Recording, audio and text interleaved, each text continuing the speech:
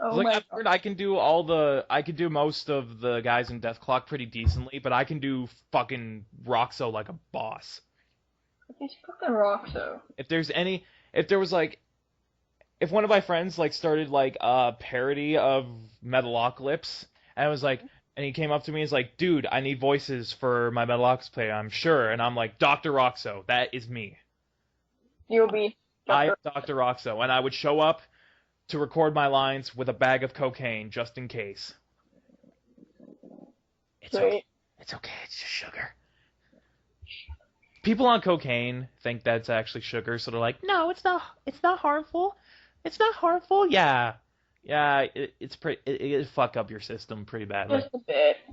I wouldn't know because I'm straight edge, so I can't do that shit. Sorry, I burped. You are excused. Sometimes I wish I wasn't straight edge so I could go with my friends because they came back from the prom after party and they were telling us stories about the prom after party. I'm like, God damn my morals. Morals have gone down the drain. That's why I've come to the conclusion that next year I am going to prom. I'm going to prom next year too, man. Going to prom next year for the sole purpose of going to the after party. Just like prom, it's like, whatever, okay, we'll be here for a couple hours, whatever, might as well enjoy myself. After party, fucking party our asses off. I don't know who'll be hosting the after party, so I don't know if I should go. Prom after party is where I break my straight edge. I'm getting fucking wasted. I can't drink. Why? My allergy limits me. Ah, okay. Yeah, that makes sense. You wouldn't want to mix that. No. Die. Okay. Is that a Furby surrounded by salt? It might be. Reblog. Furbies. Did you hear about that, Shane? They're making new Furbies.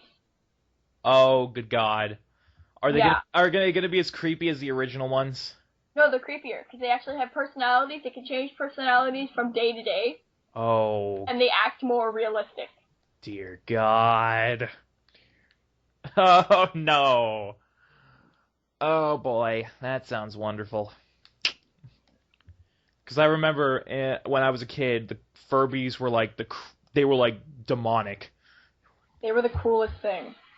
They would just sit there and they would just talk in these really weird voices that sounded kind of satanic a little bit, and they just look at you with their gigantic eyeballs. I had a video game for Furbies.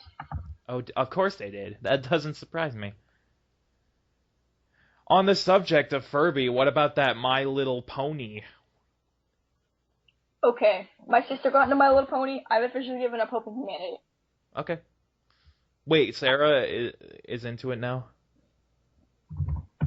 She kind of is. She's been watching it, and she's all like, "Oh my god, I hate Rarity, but I really, really like Applejack, and my friend thinks she's Pinkie Pie." I'm like, "No, Sarah." No. So I ruined the end of season 2 for her. Ah. A Canterlot wedding. I am not a brony. I am just specifying that right now. I would hope not. I am not a brony. However, I have nothing against the ponies. See, the thing is, Steve Cass got me into the pony fiasco because he's a brony. That's kind of Cass. Steve Cass. Steve Cass. In Baxter's, it's funny. Baxter's computer science class, right? Me and Steve had that together last semester, and for the FSC, we had to do like a PowerPoint about this like web application that we researched. So Steve's presenting his. He did Cake Mail, which is like this email service for like businesses. Mhm. And he made his own company. It was like Steve Cass Ace Attorney, like law office. Mhm. And at the end of the PowerPoint, he made a little business card in Cake Mail, and he used Rainbow Dash wearing Phoenix Wright's suit. Great. So that's on everyone's screen, and Baxter looks at it, and he turns to Steve's like, "What is up with the My Little Pony?" So Steve, I thought Baxter knew about the bronies, but he didn't. So Steve explained the whole brony thing to Baxter, and he's like, "I don't know if that's really cool or just really creepy." So he explains it to Baxter that he's a brony, right? Mhm. And he starts because there was downtime where all the people who were presenting that day presented and no one had any other work to do. Mhm. So Steve's watching My Little Pony on YouTube, right? Baxter hacks his screen and puts My Little Pony on every screen in the class. So everyone's watching My Little Pony at the same time. And then everyone's like, what the fuck is going on? And then Steve explains the whole pony fiasco to everyone. And then the last few days, everyone in Baxter's computer science class was hooked on My Little Pony. Oh my god. I'm Seriously. scared because I'm in his computer science class next year, and I'm like, damn it, It's he's actually gonna play pretty ponies. intense. I don't know about the grade 12 class, but for this year, half of the class was Game Maker, so it's not that difficult. I'm happy. I like Game Maker. I want to make a game. I made several games. I think I made like 5 games in the semester. Whoop, whoop. Because like he made us do like a maze game. He made us do asteroids. He made us do Brick Breaker. Oh yeah. And then the fourth project was just like do whatever you want. So I recreated Space Invaders, Nice. and it was actually pretty good. I was surprised that it turned out as good as it did. And then the FSC was pretty much do whatever you want. So me, Zach, and Steve made our own version of Pokemon in Game Maker. That seems like so much fun. It was actually pretty difficult. Like, just the sprites alone took about 2 weeks. I believe that. Don't you have to make sprites on your own?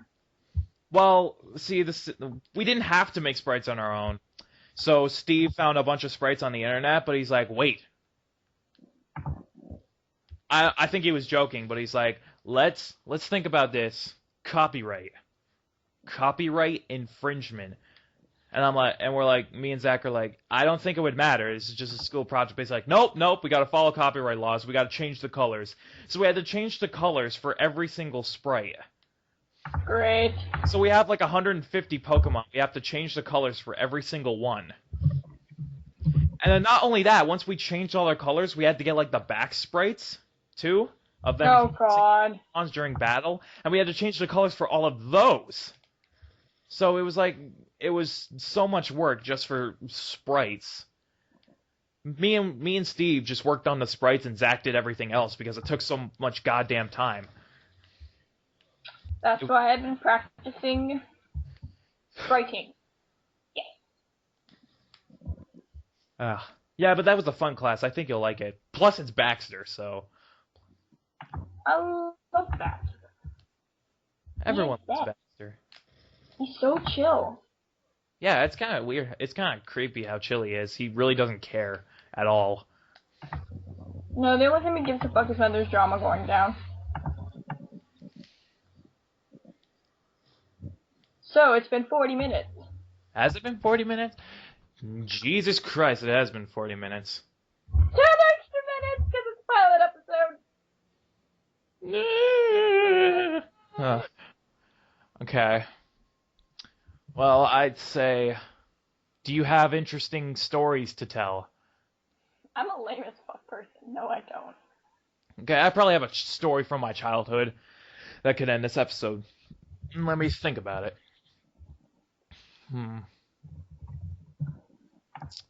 Okay, I got it. Okay, so I'm going to tell a story and then we're going to wrap this up. Okay. So, I'm about 3, right? Mm-hmm. And I'm up in my room on the second floor of our house with my dad, playing with toys. And then my dad had to go help my mom with something, so he puts me in the playpen, and he's like, don't worry, I'll be back in 5 minutes. So he leaves, and somehow I managed to climb out of the playpen. I don't know how I did it, but I somehow managed to get out. So I'm wandering around my room, right? And I see my tricycle, because my dad brought the tricycle up to my room so I could, like, ride it around. So I see my tricycle up against the wall, and I'm like, oh, cool. So I grab it, and I start riding around my room, and I'm, like, having fun. And I'm like, so I'm just, like, riding around, and then I notice the window's wide open, right? And at the time, it was, like, the window was, like, really close to the ground for some reason. Mhm. So it was really close to the floor. So like maybe a foot or two off the floor was the windowsill. And the window's wide open, right? So I drive up to the window and I smash my tricycle into the wall. And then Watch it. I put it up against the wall next to the window, and I like push it for. I don't know what the fuck I was trying to do, but I push it, and I noticed that it leaned like it. You know how gravity works, like it leaned toward the window when I pushed it, and I'm like, wait a sec. So I think I was trying to prove to myself that gravity exists. So I kept pushing it, and it kept leaning and leaning further out the window. Eventually, I pushed it far enough that the tricycle fell out of the window. Oh God. And that's not even the best part. So I pushed the tricycle out of the window, and you know how, like, between houses there are those, like, little alleyways to get into the backyard? Mhm. Well, my neighbor was in that alleyway coming out of his backyard just as I had pushed it out of my window. Oh And God. Did you hit him in the head? it almost hit him. It fell like a foot next to him. Shit. And I was like, so I pushed the tricycle out of my window, out of the second story of my house, and I almost clobbered my neighbor in the head. And then, you know, I got in shit and I got my trike taken away for like a month. That sucks. But that was a fun time. I remember that so well too. Vivid memories. Just because I'm a stupid little kid. So with that story, I think we'll wrap this up for now. Woo. Good recording, I think. Mhm. There was a lot to talk about, so Oh yeah. that is it for the pilot episode of Randomocity, the weekly podcast where anything can happen. I am your host, Shane, aka Simpsons289, and with me as always is my co-host, Mariah. Yay. Hello. Goodbye. And we will catch you next time. Hopefully we'll have an intro and pictures lined up for next time. Yes. But that concludes this episode. I'm Shane, and Mariah is with me, and we will catch you next time. Goodbye, YouTubes.